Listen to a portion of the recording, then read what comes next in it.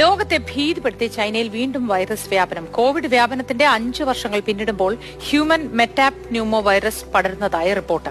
Covid വ്യാപനത്തിന്റെ ആരംഭം ചൈനയിൽ നിന്നായതിനാൽ പുതിയ വൈറസ് വ്യാപനത്തെ ആശങ്കയോടെയാണ് ലോകം നോക്കിക്കാണുന്നത്. ചൈനയിലെ ആശുപത്രികൾ ഹ്യൂമൻ മെറ്റാപ്ന്യൂമോ വൈറസ് ബാധിച്ച രോഗികളെ കൊണ്ട് നിറയുന്നുവെന്നാണ് റിപ്പോർട്ടുകൾ. മരുന്നുകൾ ലഭ്യമാക്കാൻ കഴിയാതെ നിരവധി മരണം ഇതിനകം നടന്നുവെന്നും വിവരങ്ങളുണ്ട്.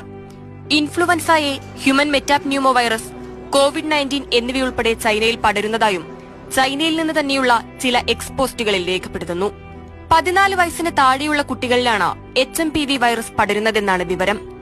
കൂടുതൽ കേസുകളും ചൈനയുടെ വടക്കൻ പ്രവിശ്യയിലാണ് റിപ്പോർട്ട് ചെയ്തിരിക്കുന്നത്. ശ്വസനേന്ദ്രിയ സംവിധാനങ്ങളെയാണ് വൈറസ് ബാധിക്കുന്നത്.